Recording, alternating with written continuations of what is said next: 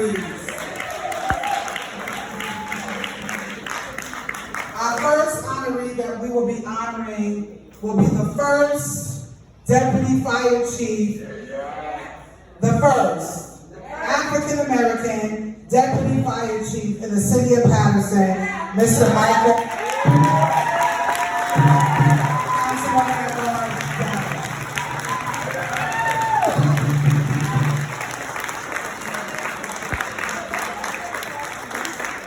Good evening, everyone. Councilwoman, I was supposed to call him up. I can't even speak. That's all the people stand here the whole time. Right? Yeah, right here. So I wanted to say a few words, and I just wanted to say thank you to my colleagues, to everyone here, to all the elected officials. Thank you for putting this beautiful event together, as every year for the last 10 years, coming to celebrate Black History Month. And my apologies, because this is about you, but I wanted to address the community as someone that's been in the community all my life, born and raised in this city, going to the schools, and just serving and working now for 30 years from St. County College. And with that said, I want to really appreciate, I chose you, and yes, for the last 10 years, I've never ever honored anyone that has been honored before. But I thought that this was such an important moment because only him and I will exactly know what I'm talking about, how difficult it was moving forward. He was next, but there was a lot of somewhat obstacles on the way. Not that he wasn't going to get it, but it was the timing. And so we made sure his men and women stood by his side, and his chief, okay, and his council, and I want to thank the mayor, but many of you don't know the meetings with DCA. All right, and so regardless of what's said, this council stood behind it. Not one or two, the entire council, this city, the department, and today I thought that it was very important to just bring you back to be honored the way you deserve to be honored as the first African American, the first.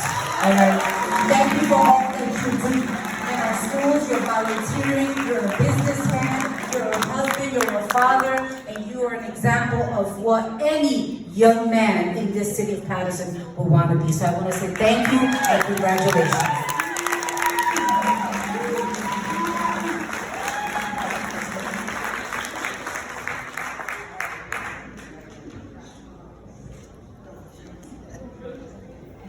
Nice, if you must. That's our cue. Thank you, everybody. Thank you, Congressman. I'd like to thank the council, especially Councilwoman Dowell, for giving me this award. I appreciate it. Thank you, Mayor. As she said, I know it was difficult, but I'm happy to be here. I'm happy to continue serving this city. Thank you to my wife, my son, my mother, my stepfather, my sister, Union President over there, my Broad Seed family. This is special. This is from us. This is what we do. We're in the community, we're in the schools, we're everywhere. The women's shelters, you name it, we're there, we're giving back. As I always say, I'm born and raised in this city, always been here, always will be here. But thank you, everybody. I appreciate you. I love Paterson. Thank you.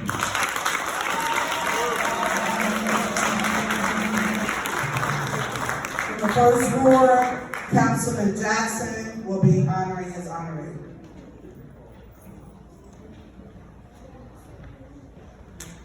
Thank you, Dr. Mims. So as we celebrate, and I'm totally appreciative of the acknowledgements of our accomplishments, I'm just prayerful that the actions can match up with the words. Don't acknowledge us, but leave us out when the vote counts. Don't allow or witness hundreds of pilots be issued while Brookslope's still waiting for their time. Our residents who have come through. But anyway, I have to utilize this moment. Councilwoman, I probably was one of those young kids where you couldn't bring me to the party. And then I'd be like, no, that's not what happened. But listen, let's not shadow the moment. My honoree is someone that I feel to be extremely special, not just to me, but to our entire city. As a reflection of our condition, we talk about the Black condition, how we understand the statistics, growing up in single-parent households, living in environments that are less desirable and things of that nature. So someone had asked me, well, what was your reason or rationale behind selecting this young woman? What did she do? And I said, well, her accomplishments are vast. She's a social worker. She's done so much within our community. But before we can even begin that discussion, let's talk about a young girl who had her father snatched away from her, who was in prison for 19 years. And let's talk about how difficult it is as young Black people just to grow up in our community, but now to be without your father and still manage to shine. That within itself is a feat that needs to be acknowledged all day. Sister Carter, if you can accompany me here on the stage. Miss Theodore Carter, please help me welcome her to the stage. Because many times we get acknowledged for our accomplishments, but we never spotlight the trials and tribulations in which we had to go through to get there. We see the trophy, but the work that went into it is never really spotlighted. And for me, it's most painful watching young people in our community have to live, in the conditions without a parent. And then for her to have her father snatched away, and it's not just for her, but her entire family. But she holds up that trophy for that family at that moment. So without further ado, I present to you my honoree in 2024, Miss Carter.